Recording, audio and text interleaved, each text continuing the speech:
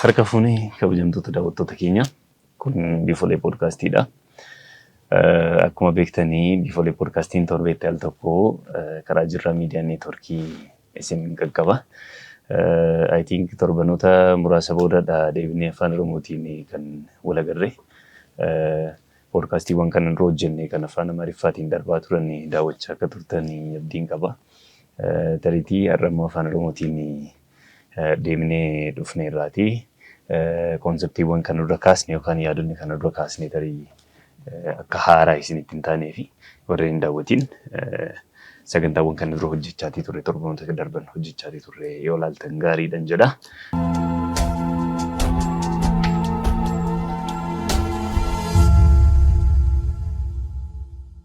Har'a sagantaan ani isinii qabadhee dhufe mata duree ani isinii qabadhee dhufe waa'ee lakkoofsaati. Waa'ee lakkoofsaa kun akkuma beektan addunyaa baay'ee keessatti yookaan kaalcharii aadaa hawaasa hedduu keessatti keessawuu lakkoofsonni jalqabaa jechuudha. Tokko amma 9 jiran yookaan naachuraal nambar lakkoofsota uumamaa warri jennu kun simbooliidha. Lakkoofsonni kun lakkoofsa uumamaati jenna. Lakkoofsonni uumamaa kunniin ammoo kaalchuraal simbooliidha. Akkuma beektanii kaalcharii keessatti aadaa keessatti waan bakka bu'an waan ibsan akkatti ibsan qabu jechuudha. So aadaa Oromoo keessatti lakkoofsonni kunniin maal bakka bu'u maal represent godhu waan jedhu wayiiti wajjiniin kaasna jechuudha. Wajjiniin ilaalla jechuudha. Jecha salphaarraa yookaan galumsaaf akka nu ta'utti waan salphaarraa ka'uudhaaf akka yaadannoodhaaf illee isiniif ta'u tariitii yeroo lakkoofsa barannu ijoollee taanee Oromoon akkamitti ijoollee lakkoofsa akka barsiisu hundumti keenya iyyuu ni beekna. Tokko maalii lama maalii jechaati jechuudha akka beektanii. Tokko maalii tokkoon tokkittuma lama mucha re'ee sadan sussummanii jechaati hamma 9tti hamma 10tti lakkoofsa lakkaa'uu ijoolleen akkatti barattu ni beekna. Akkasitti baranne irra nutis waan ta'eef jechuudha. So maal gochaatii jiru waan jechoota sana keessatti lakkoofsa barsiisuudhaan olitti garuu wanni guddaan achi keessa jiru akkuma beektanii aadaa barsiisuudha. Aadaan Oromoodhaa afoolaan darbaatii dhufe akkuma beeknu. So afoolli kun ammoo yoo irra deebi'ee qoratame yoo irra deebi'ee hiikni itti laatame irra deebiidhaan hiikni itti laatame hennaanii seenaadha. Seenaa Oromootu keessa jira. Akkasitti galmeen seenaa Oromoodhaa afoola sana keessa jira waan ta'eef jechuudha. Tapha ijoollee sirboota cidhaa yookaan immoo faaruuwwan ijoollee ta'uu mala, faaruu loonii ta'uu mala sana keessa seenaatu jira. So seenaa sana maal gochuutu nurraa eegama? Diigaa gochuu yookaan irra deebinee qoruutu nurraa eegama, qotuutu nurraa eegama jechuudha. Gaafa sana jennu taphuma ijoollee fa'a jenne kun akka ammaa kana tokko maalii waa'ee lakkoofsaa akkamitti akka daddabarsaa dhufe Oromoon akkamitti ijoollee maatii isaa barsiisaatii akka as ga'e jechuudha. Lakkoofsa barsiisuu qofa miti akkuma jenne akkamitti seenaa daddabarsaa akka dhufee fi seenaa isaa akkamitti himachaa akka addana ga'ee hawaasni kun waan ibsu waan ta'eef sana sirriitti hubachuun nurraa eegama jechuudha. So har'a waan sanadha kan ilaallu ta'a jechuudha. Lakkoofsa jalqabaa fakkeenyaaf akkuma beeknu naachuraal nambariidha jenneerra ijoolleen gaafa barattu tokko maalii tokkeen tokkittumaa lama maalii lama mucha re'ee isa jennu tokko isaanii amma 9ti kan Oromoodhaa lakkoofsi 9 irratti waan hundumtuun dhaabata yookaan seenaan isaa ta'u addunyaan isaa ta'u 9 mara 9 naanna'a kana dura akka yaaluudha kaasuudhaaf yaalle jechuudha. 9dhaan naanna'a wanni hundumtuu 9dhaan mara yookaan immoo cosmic principle illee dabalatee addunyaan kun kan yayyabamtee kan naannoftu jedhee kan yaadu Oromoon 9dhaan mara. 9 booda wanni hundumtuu hin jiru baay'ee zeeroodha yookaan immoo hin bada du'aadha jechuudha. So du'a sani garuu du'an achiin hafuudhaaf otoo hin ta'in deebi'anii lammata dhalachuudha akkuma jechaatii turre jechuudha. So cosmic principle illee taanaan irra deebi'eetu yayyabama jechuudha. Akkuma gadaan gaafa jaatume gaafa 9dhaan maree jaatume yookaan waggoota 360 eegeetudha gadaan kan haaromu jechuudha. So gaafa sana godhan maal gochuu isaaniiti principle yookaan yayyaba gadaa irra deebi'aniitu yayyabu. Cosmic principle isaa akkuma sanadha. Waaqayyoon uumamtoota isaa gara handhuura isaatti gara keessoo isaatti gaafa walitti qabu deebi'ee gaafa walitti nu qabu irra deebineetu waaqayyo wajjin hin taane waan amma jiru icciitii jireenyaa hunduma isaa isa faana taaniitu hubanna isa faana taaniitu immoo deebinee haaromsina yuunivarsiitii kana haaromsina jedhameetu yaadama jechuudha. Akka konseptii Oromootitti. Oromoo qofa miti I think kuusiitik civilization irra warri turan hawaasni yeroo sana Kuush Foundation irraa warri turan jechuudha. Baay'een isaanii amantaa wal fakkaataa qabanii yookaan ilaalcha wal fakkaataadha waan xixiqqaa garaagarummaa xixiqqaadha kana jechuudha. Sana immoo hermeneutics principle fi waan maqabaasa yeroo baay'ee irra deddeebiidhaan kaasne irra waan ta'eef sanarraa ni hubanna jechuudha. So waan lakkoofsaa kana gaarraa lakkoofsa tokkorraa yoo eegalle fakkeenyaa fi tokko jechuun akkuma beektanii tokkeen tokkittumaa jenna ijoolleen gaafa taphattu akkasitti eegalti. Tokko jechuun ka'umsadha akkuma beeknu ka'umsadha. Ka'umsa jechuun immoo as cosmic structure akka cosmic structureetitti waaqayyoon hangafadha akkuma beeknu waaqarraa eegala waan hundumtuu. Tokko jechuun waaqa jechuudha. Waaqa bakka bu'a. Tokkummaa waaqaati bakka bu'a. The absolute unity jedhanii yookaan tokkummaa isa guutuu jechuudha. Isa hin hiramne, isatti hin dabalamne, isa irraa hin hir'anne jechuudha. Waaqatti homaa dabaluu hin dandeenyu miti ni beektu. Waa'ee sirraa hir'isuu hin dandeenyu, waa'ee sitti dabaluu hin dandeenyu. Tokko jechuun waaqi tokkicha, waaqa tokkicha gurraacha garaa garbaa tokkicha maqaa dhibbaa jedhanii gaafa jedhan jechuudha. Okay? So as a symbol lakkoofsi tokko maal bakka bu'a? Waaqa bakka bu'a, jalqaba bakka bu'a. Jalqaba waan hundaatu waaqa miti. So jalqabni waan hundaa waaqa jenna, tokko jenna jechuudha. Waaqis tokkicha. Okay? Seenaan kan eegalu yookaan jiruun kan eegalu yookaan lee'iin kan eegalu. Okay? Leetoon kan eegalu waaqa biraa jechuudha. Okay? Hafuura laachuun kan eegale waaqarraa. So waan hundumaa kan jalqabsiise akka jalqabu kan godhe the first cause yookaan ammoo the prima cause inni jennu suni waaqadha. So lakkoofsi tokko maal bakka bu'a? Waaqa bakka bu'a. Tokkummaa waaqaa sana bakka bu'a jechuudha. Aadaa Oromoo keessatti lakkoofsi tokko sana ibsa jechuudha. Then lakkoofsa lamatti yoo ceenu lamaa mucha re'ee jetti ijoolleen tokkeen tokkittuma lamaa mucha re'ee. Lakkoofsi kun baay'ee gaafa ijoolleen gaafa taphattu argitaniirti yoo ta'een tokkeen tokkittuma lamaa mucha re'ee jetteetu sadi maalii jedhee gaafa gaafataman duubatti illee deebi'anii lakkaa'u. Okay? Sadi maalii yoo jedhan fakkeenyaaf sadan sussummanii lamaa mucha re'ee tokkeen tokkittumaa jettee amma duubaatti amma tokkootti deebitee lakkoofta. Sana jechuun riitannitu horroo waan jedhu konseptii kana dura laalaatii turre yookaan gara waaqaatti deebi'e. Wanni hundumtuu eessayyuu dhaqu gara handhuura waaqaatti walitti qabama deebi'ee as the end of the day jechuu keenyadha. So kanaaf duubatti deebinee lakkoofna. Okay? Sagalirra gaafa geenyees fakkeenyaaf 10 gaafa geenyees kurnan boolla saddeeqaa sagalan yaa'ii booranaa jechaati amma tokkootti deebinee yaamna jechuudha. Tokkotti deebina jechuun waaqatti deebina gara waaqatti deebinee galla akka jechuuti jechaadha. Okay? Uumeen walaabuu baatee jenna afaan Oromootiin. Uumamni eessaa dhufee gaafa jedhu Oromooni in Oromoo world view akkuma beeknu uumamni eessaa ka'e waaqa biraa ka'e handhuura waaqaatii ka'e. Okay? Hundumti wanni ta'ee jiru wanni uumame wanni mul'atus kan hin mul'annes kan eegalu waaqa biraayi. Waaqi tokko jenna jechuudha. Okay? So eessatti deebina immoo eegaleera jalqabeera waaqarraa ka'a wanni hundumtuu waaqarraa madda edda jenne deebiin keenyas bakki dhaqnus gara waaqatti deebina jechuudha. Gara handhuura waaqatti deebinee walitti qabamna jechuudha. Waaqayyoon uumamtoota isaa gaafa walitti qabu walitti kolleekti gaafa godhu jechuudha. Gara handhuura isaatti walitti nu deebisa. Bobaasaa jala jira akka jechuuti jechuudha. So lakkoofsa lakkaa'anii ta'u sagalirra geenye 10irra geenye fakkeenya ijoolleen gaafa taphattu deebinee duubatti lakkaa'uun suni riitannitu horroo konseptii jedhu yookaan gara waaqaatti deebi'uu keenya bakka bu'aa jechuudha. Culturally akka sanatti interpretii ta'a jechuu kooti jechuudha. So waan lakkoofsa tokko akkanadha. Waan lakkoofsa lama immoo aceenume amma jalqabni akkuma jenne waan tokkotu ture. Wanni tokko ture sun waaqa. The absolute unity jenneerra tokkummaan suni jechuudha. Tokkummaan sun undifferentiated beingidha. Hin hir'atu, hin hiramu akkuma jenne ittis hin dabalamu. Irraas hin hir'atu akkuma jenne jechuudha waaqni. Then sanatti aanee maaltu jira? Waaqatti aanee maaltu jira? Natural phenomenatu jira. Uumamtoota waaqaatu jira jechuudha. Okay? Uumamtoonni waaqaa kun ammoo structurii mataa isaanii danda'e qabu. Principle ittiin uumaman akkatti ittiin uumaman akkaataa qabanii. Okay? Akkaataa ittiin tolfaman ittiin yayyabaman jechuudha. Okay?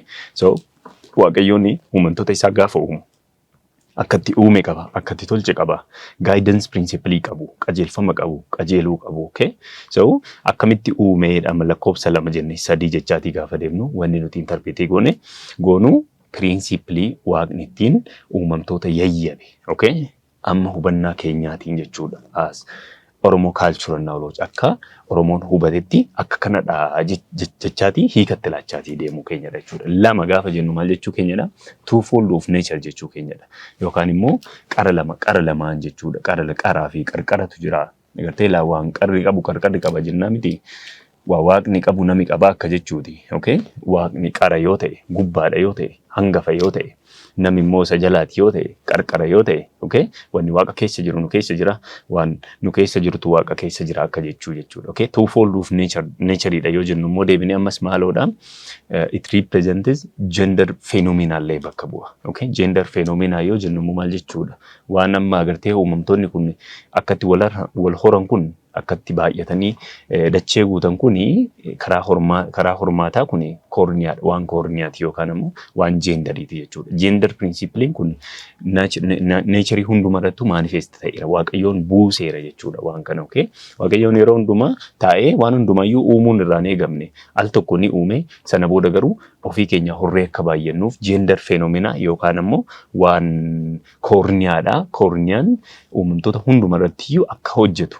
Okay, akka dalagu akka manifest godhu principle kana baasee jechuudha. Okay, principleen kun waan koorniyaatillee bakka bu'a akka jechuuti jechuudha. So daballeen ammoo ammas poolii lamadha yookaan ammoo agartee waan jaalalli jiruu fi jibbillee jira, waan ifti jiruu fi dukkanillee jira, waan qorraan jiruuf qabbanni jira beeki. Okay, so gidduu kanadha jechuudha. Poolii kana lamaan represent godha lakkoofsi lama jechuudha. Lama gaafa jennu we are talking about the twofold of nature akka jechuuti. Okay, uumamtoonni uumaman kun hundumtu akkatti uumaman akkaataa qabu jenneerra. Akkaataa kana keessa akkaataa ittiin uumamtoonni itti wal horan yookaan itti jiraatan yookaan itti bulan kanatu negative fi positive side qabu, positive poolii qabu yookaan immoo dhiiraa fi dhalaadha qabu yookaan immoo jaalalaa fi jibba qabu yookaan immoo ifaaf dukkanatu jira akka jechuuti. So kuni waan argaa oollu waan keessa oollu akkatti baanee gallu kanatu kana qaba waan ta'eef kana hubachuu rakkisaan ta'u. So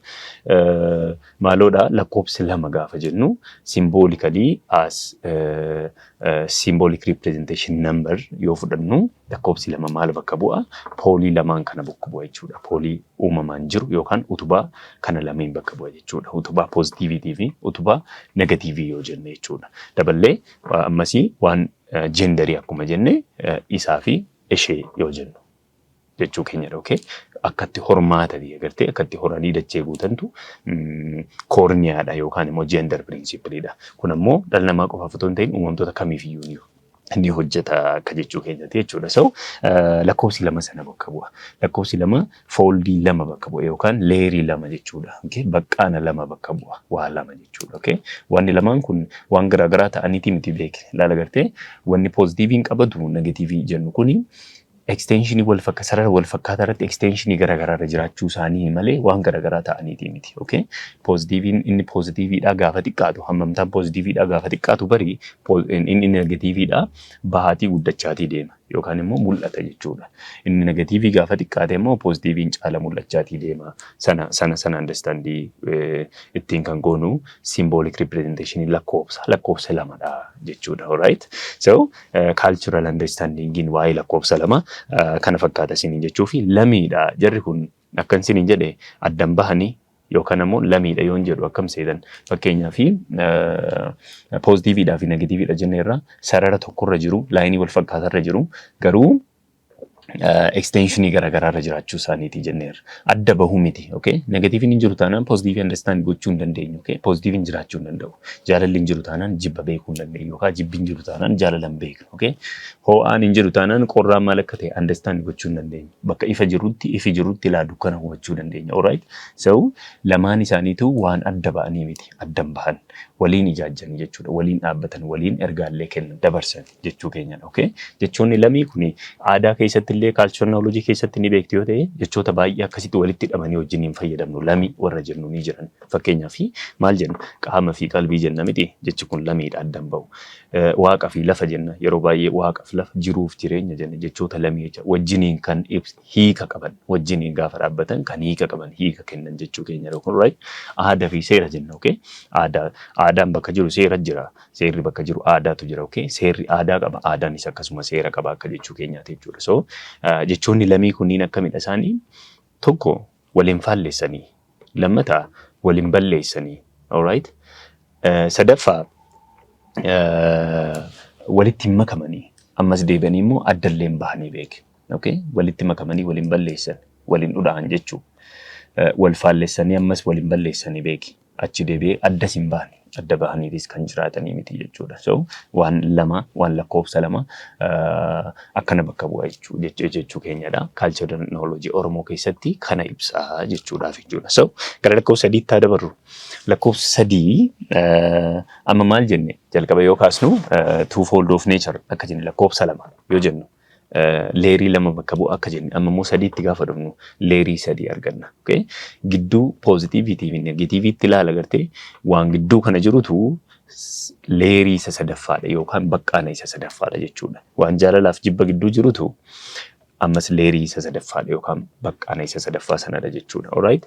Dura lamadha jenne lamaan kana gidduu garuu poolii kana lamaan gidduu maaltu barbaachisa? Waan gidduu kanatti araaratu barbaachisa agartee jarri lamaanuu wal fakkaataadha qaama tokko jenneerraa yookaan sarara tokkorra jiru jenneerraa poozitiiviin gaafa irrachaatii dhufu negatiiviitu baay'achaatii dhufaa jenne karaakterii lamaanuu kan qabu garuu gidduu kanatti indifferent kan ta'e yookaan jara lamaan irraa garagara kan ta'e garuu lamaan isaaniitti irraa karaakterii tokko karaakterii mataa isaa danda'e kan fudhatu gidduu kanatti fooldii neecharii biraa qabna jechuudha. Neechariin inni biraa kun the three fold jenna.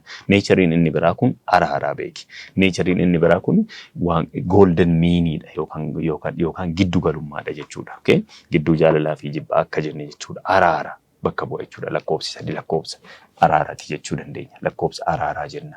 Alright? So maalii fi maaltu walitti araarama akka jenne laala gartee waan jibbatu jira waan jaalalaatu jira jenne gidduu kanatti maaltu jira jibbaaf jaalala qofa miti kan jiran okay. Waan indifferent yookaan garanattis kan hin cabin garanattis kan hin jigiin wayii jira jechuudha. Fooldiin inni biraa yookaan leeriin baqqaan inni biraa hin jira jenna. Baqqaan sanatu araara okay. Lakkoofsi sadii kanaaf lakkoofsa araaraati jenna jechuudha. Alright? So akka maqabaa sadatti akka haasofne libaasa jennee kan dubbanne jechuudha. Libaasa. Okay? Walitti baasuu akka jechuuti. Maaliif maal? Positive and negative poolii sana waliin gahuu akka jechuuti. Okay? Waliin gahuun sana inni tokko haa balleessuufi miti beeke. Okay? Gidduutti araarri haa bu'uufi. Sanaaf akkana jennaa jechuudha. So threefold of neechariidha lakkoofsi sadii lakkoofsa araaraati jennaan jechuudha. Alright? So kana edda jenneeti waan lakkoofsa sadii amman edda jenneeti isa itti aanutti yaada badru lakkoofsa afur jechuu. Lakkoofsa afur maal jette ijoolleen? Arfa mucha saawwaa jenna. Sadan maal jenne? Sadan sunsummanii jetti. Lama maal jenne? Lama mucha re'ee tokkeen tokkittumaa jenna. Afur irra geenye amma akkan dura isiniin jedhe sana jalqaba eessarraa eegallee waaqarraa eegallee tokkorraa eegallee tokkooma waaqatirraa eegallee afur jennee gaafa afur maalii gaafa nuuf jedhan arfa mucha saawwaa sadan sunsummanii lama mucha re'ee tokkeen tokkittumaa jechaati gara waaqaatti deebina. Alright? Gara waaqaatti deebina. Achi eegale waan hundumtuu isa biraa eegale ammas garuma isaatti deebi'aa waan jedhu bakka ibsuudhaa fi gara sanatti duubatti deebineetu lakkoofna jechuudha. Alright? So lammata immoo ittiin illee yaadannoodhaaf. Alright? Hubannaadhaaf akka tolutti ijoolleen akka yaadattuuf duubatti illee lakkaa'ani. Okay? Waan yaadannoo jechuun waan seenaatii beekaa. Okay? Waan salphaa miti yaadannoo wanni jedhu kuni Oromoo biratti yaadannoo yaada wanni jedhu sadeen kuni waan salphaa miti. Yaadannoo jennaan memory jennaan social memory ta'uu danda'a yookaan immoo personal memory illee ta'uu danda'a. Garuu seenaadha waan kun agartee seenaa yaadatanii waan nama tuqe waan nama hube yookaan waan itti gammadan yookaan akka itti darban akka itti bulan akka itti bahanii galan kana dura jechuu sanadha beekuu. Gaafa barbaannu yaadannoo sana qabaachuutu nurra jiraata jechuudha. Okay? Yaaduudhaaf yookaan isa fuulduraati illee yaadda'uudhaaf akka yaaddoofnuuf Alright? Yaadachuun dirqama ta'a jechuudha. So yaadannoodhaallee akka jechuuti duubatti lakkaa'uun sun yookaan immoo gara waaqatti deebi'uu isa jennu sana bakka bu'aa jechaadha.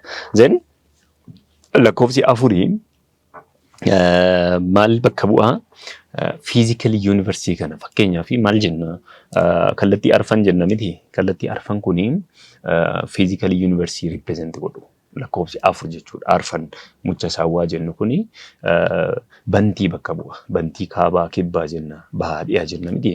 Jarreen kan arfan bakka bu'a. Jara kana ofii keenya ragaa ta'uu dandeenya miti. Jiraachuu fi dhabuu isaanii ofii keenya ragaa ta'uu dandeenya. Jechuun koo gara kanatti yoo naanna'e kaaban jedha yookaan gara kanatti yoo naanna'e kibba jechuu. Gara kanatti yoo naanna'e dhiha yookaan ammoo kun immoo baha jedhee akkan himuu fi ofuma kootiin ragaa ta'uu danda'a jechuudha sanaaf. Alright? So physical university represent godha. Kana waan isinii kaaseef ragaa waan jedhu kana waan isinii kaaseef hin qaba. Lakkoofsa jaha ragaa fageen invisible university immoo akkamitti akka represent godhu lakkoofsi jaha gaafa laallu ifa isinii taati. Ammaaf garuu lakkoofsa afur yoo jennu visible university bakka bu'aa jechuu keenyadha. Bantiidha jechuudha. Bantii arfan kana jechuudha. Eebba lakkoofsi afur. Nama afuriin eebbisanii Oromoon nama afuriin eebbisaa yoo hin beektu ta'e amma normaalii namni afur dirqii miti sadiillee yeroon itti ta'uu ni jira. Garuu dhaabbiidhaanii afurtu eebbisa. Okay? Maanguddoo eebbaa afurtu eebbisa. Arfan isaanii represent kan isaan godhan waan hundumaa kallattii hundumaan waan jiru nageessuufi jechuudha. Okay? Araara buusuufi jechuudha. Waaqa afaan araara buusuuf akka sana godhan akkasitti eebbisanii jechuudha. Alright? So lakkoofsi afurii kuman isiniin jedhe physical university bakka bu'a. Ammoo lakkoofsa hormaataatillee lakkoofsi afur lakkoofsa sadii maal jenne lakkoofsa araaraati jenne. Alright? Lakkoofsi afur immoo lakkoofsa hormaataati. Lakkoofsa hormaataa yoo jennu akkami fakkeenya ijoolleen gaafa dhalatte durba yoo taate yeroo afur ililchani. Okay? Yeroo afur ililchan jechaadha. Okay? Isa dhiiraatiif 5 ililchanii ishee durbaatiif immoo 4 ililchan. Arfan suni maal jennaan hormaata lakkoofsa hormaataati. Ayyaana beekaa gaafa lakkoofsi ayyaana.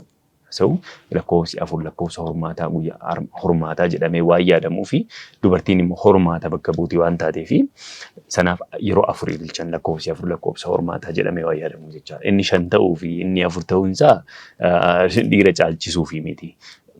Ayyaana mataa isaanii danda'e waan qabaniif alright ayyaana mataa isaanii danda'e ayyaana durbaatitu ayyaana hormaatatitu lakkoofsa afuriif gaafa durbi dhalattu durbi immoo hormaatadha waan taateef gaafa durbi dhalattu sanaaf yeroo afur ililchan isin jechuuf jechuudha. So lakkoofsa afur haga kanadha. Okay? Amma visible university bakka bu'a jenneerra bantiidha jenneerra. Okay?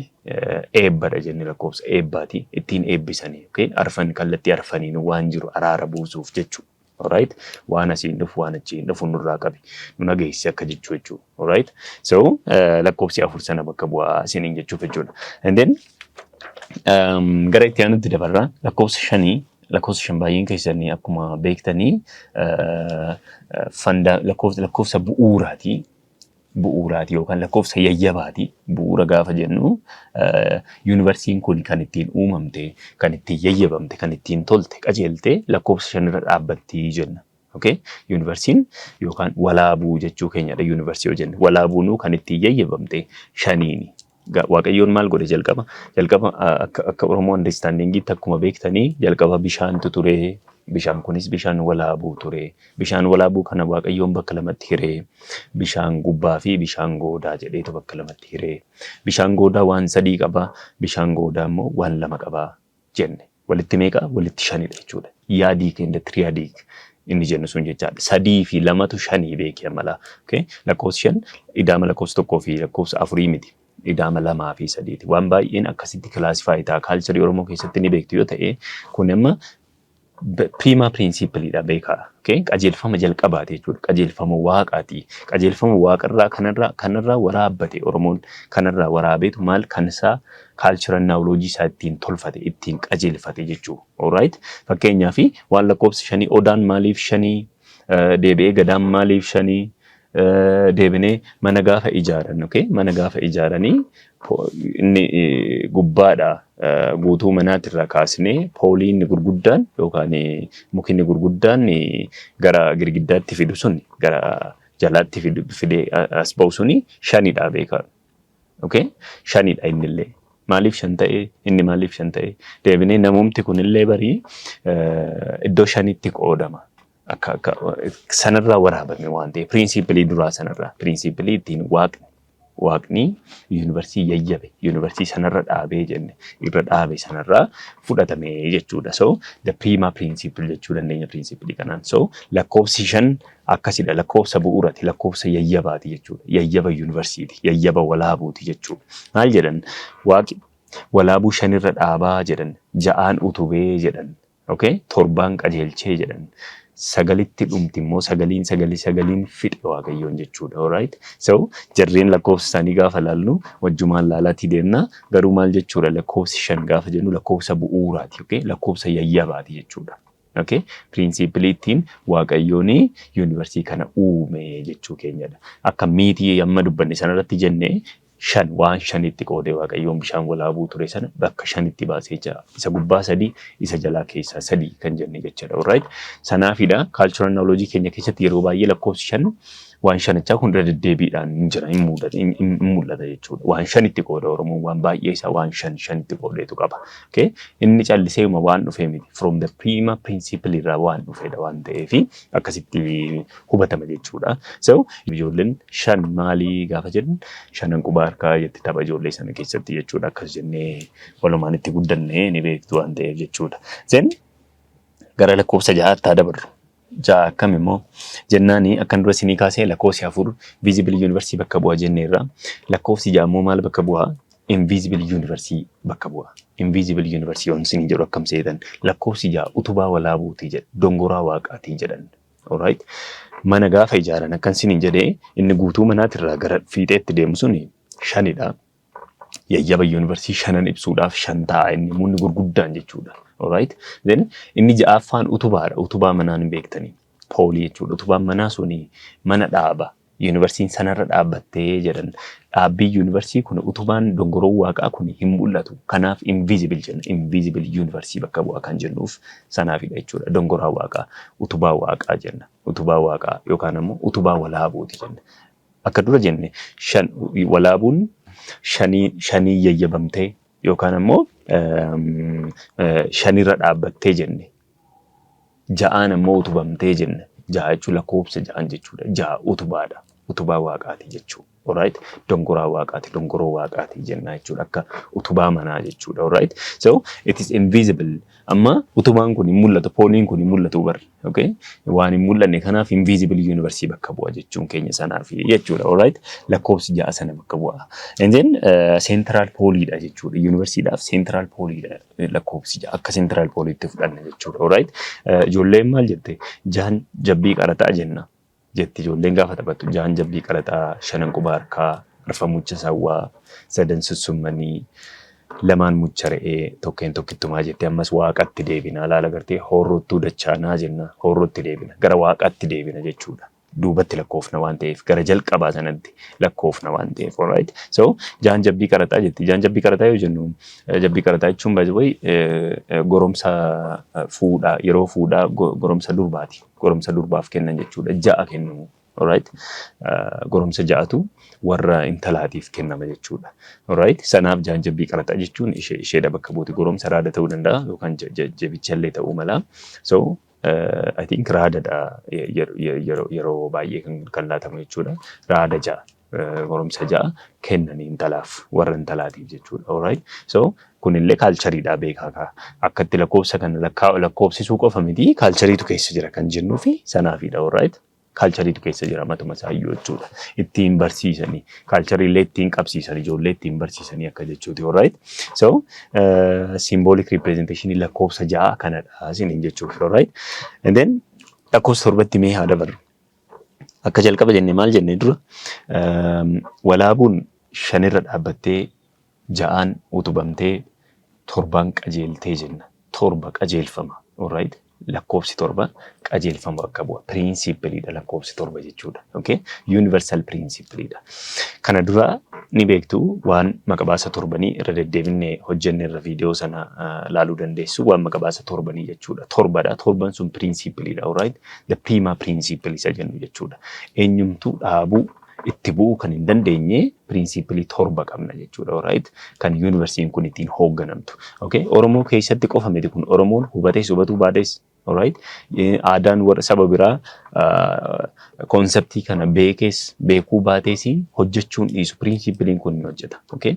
Piriinsiipiliin kun kan waaqni toshe waaqni ganama toshe waan ta'eef eenyumtuu itti bu'u eenyumtuu dhoowwuu hin danda'u jechuudha. Alright? Oromoon garuu understanding sana ni qaba waan ta'eef piriinsiipilii torban yookaan maqabaasa torban kan jennu sun sana bakka bu'a jechuudha. Qajeelfamadha jechuudha. Lakkoofsi torba lakkoofsa qajeelfamaati. Okay? Piriinsiipiliidha jechuudha. Okay? Akkuma beektan immoo lakkoofsi torba ammas qaawwa qoollooti. Qoolloon kun gaafa beektu ursa maajoor konstaleeshinii ni beektu yoo ta'e urjii jechuudha. Urjii torban qaawwa qoolloo isa jedhan jechuudha. Qaamni keenya kun baay'ee mataan kun olii qaawwa torba ofirraa qaba. Alright? Qaawwa torba qaba. Funyaan lamaan afaanii gurra lamaaniif ija jechuudha. Okay? Qaawwi torban kun maal riipirezentii godha? Ursa maajoor konstaleeshinii bakka bu'a jechuudha. Okay? Urjii torban qaawwa qoolloo isa jennu sana bakka bu'a jechuudha. Alright? So kuni akkuma beektanii saayinsiin ammayyaa akkam godha? Saayinsiin ammayyaa baay'ee geometry understand gaafa goonu geometry jechuun waan asii waan lafaa kana edda hubanneeti akkamitti sochii pilaanetoota biroo hubachuu dandeenya baay'ee. So wanni hundumtuu simbooliin hundumtuu kan inni ka'u nu biraa jechuudha. Alright? Nu biraa ka'a. Nutu ittiin hubannaa keenya gara yuunivarsiitii biraatti ceesina jechuudha. Wanni amma jennu kuni nurraa eegala miti hubannaa keenyatu nu biraa eegala. Alright? Wanni hundumtuu kan eegalu akka dura jennee waaqarraa eegala. Garuu hubannaan dhala namaa immoo namarraa eegala. Alright? Namarraa eegala. Nama bineensa waan biraa akkasitti moggaasa akkasitti maqaatti laachaa akkasitti ammoo hiikatti laachaati as ga'e dhalli namaa jechuudha. So wanni amma haasofnu kun iyyuu barii hubannaa namni toshe namni uume jechuudha. Aadaadhaan hubannaadhaan asaasa waaqaatiin akkanatti tolche akkanatti beekee Oromoon wanni jennu kun hubannaa keenyadha jechuudha. Alright? So sanaaf ursa maajoor konstaleeshinii simbolaayis kan ittiin godhani qaama keenya isa olii kana jechuudha. Morma keenya ol wanni jiru qaawwa torbatu jira. Qaawwa torban sun samiirra jira akka jechuuti jechuudha. Okay? Urjiidha. Urjii torban jechuudha. Alright? Then lakkoofsi torba ammas sana bakka bu'a jechuu keenyadha. Deebisnee ammas akka jenne ijoolleen maal jettee torban naannoo sanbataatii jenna. Torban naannoo sanbataati jechuun guyyaan kun torbeedhaan marami torbeedhaan naanna'ami. Sana bakka buusna sanattiin ibsina ijoolleen sanattiin baratti. Torbiinni jedhu baay'ee torbanitti warri ayyaantuudha. Torbanitti al tokko naannoo nani guddadhetti fakkeenyaaf torbanitti al tokko maal godhanii ayyaana qabanii. Ayyaanatti itti namoonni walitti qabamanii ulfeessan waaqa ulfeessan yeroo itti waan rakkoo isaan mudate hiikan himatan akkas jechuudha. So torbiidhaan naanna'a waan suni. Okay? Guyyaan illee torbiidhaan naanna'a akka jennu jechuudha. Sanaaf ijoollee gaafa lakkoofsatti yaaman torba maalii gaafa jennu torban naannoo sanbataati jetti jechuudha ijoolleen. So sana bakka bu'a. Waan torba ammana jenna 8 lakkoofsa 8tti ceeneerra. 8 akkamidha? 8 mara gadaati. 8 naawuni lakkoofsi kun beekamaadha akkuma beektanii. Hundumtuu lakkoofsonni tokko amma 9 jiran kun baay'ee hin beekna miti aadaa keessatti waan muraasa amma akka simboolitti waan jiru waan ta'eef baay'een isaanii deddeebiidhaan dhimmoota garaagaraa ibsuudhaaf dhimma itti baana. Okay? 8 mara gadaatii jenna. Okay?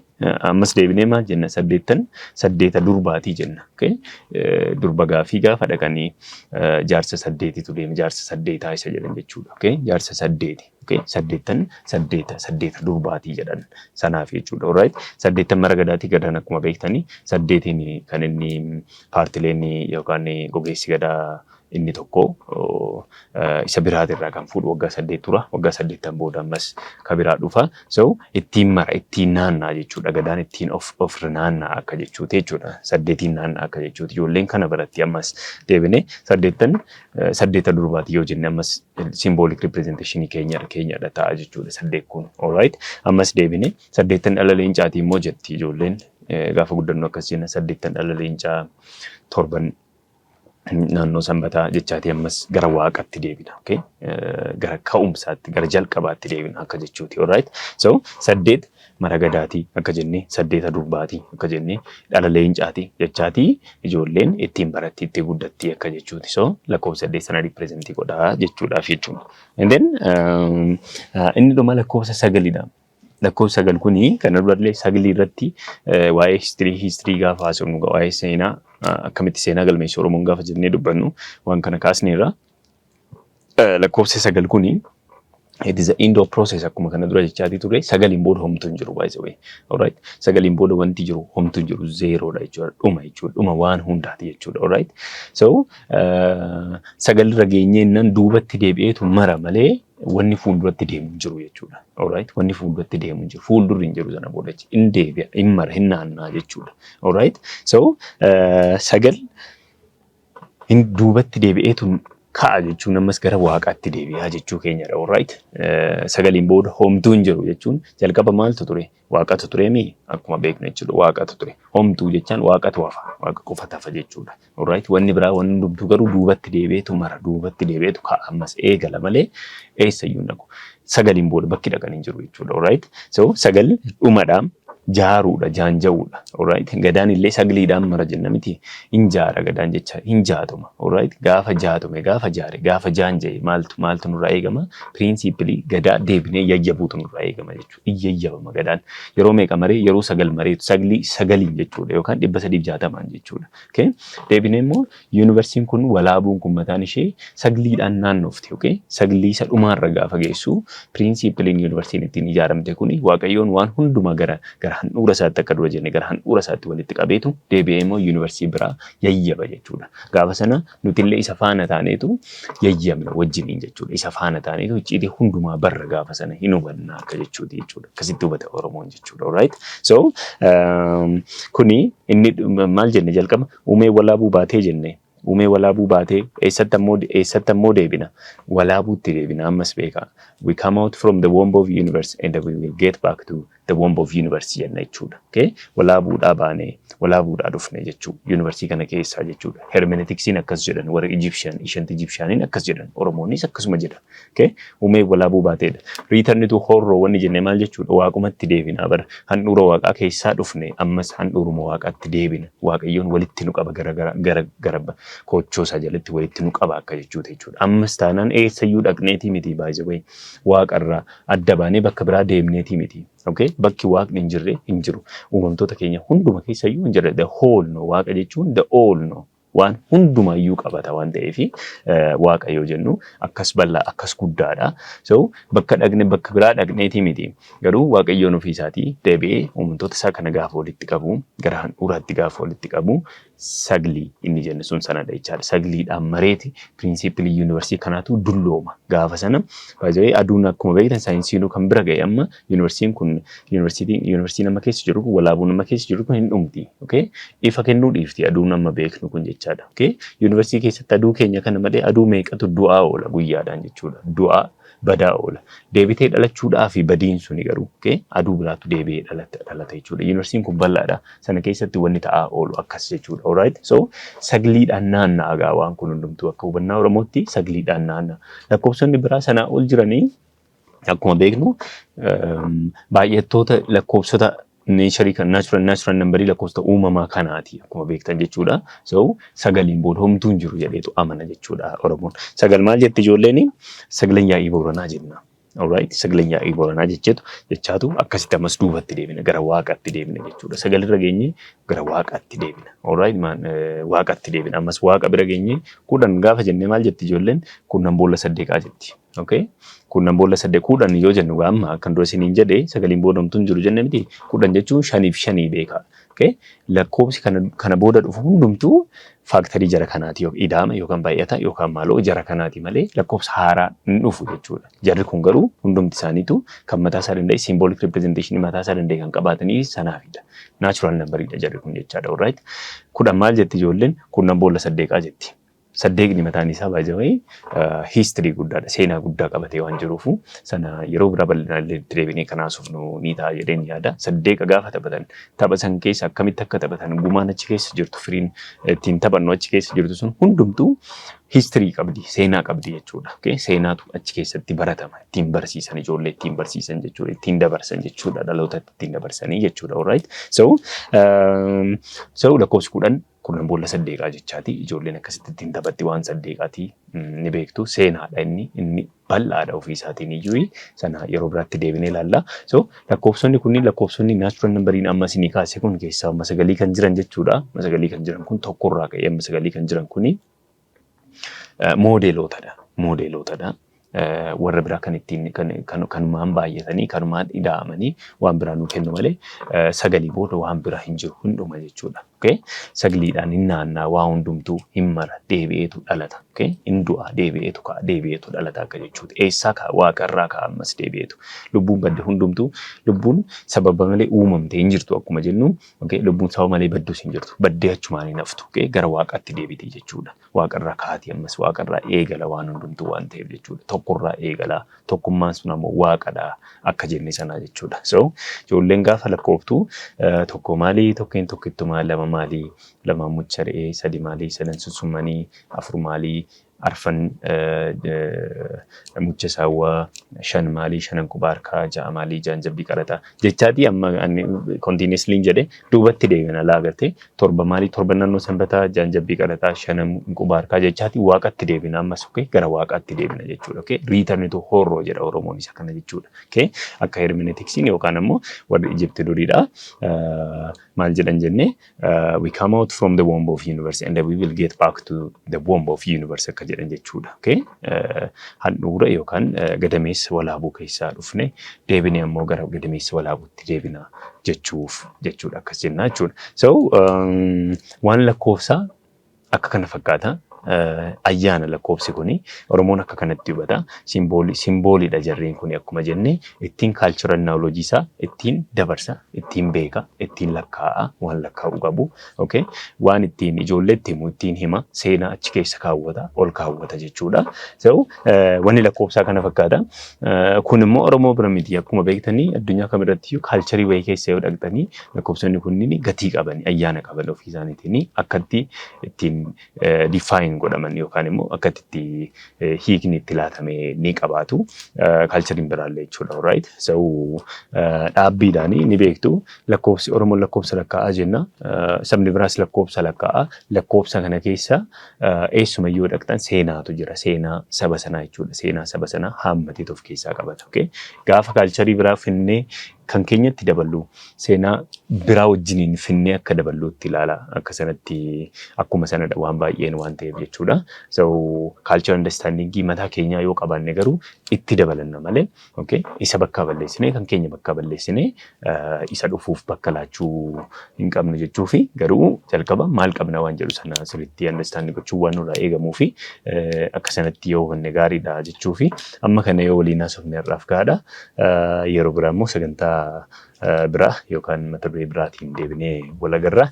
Ammasittuu nagaan turaadha. Galatooma.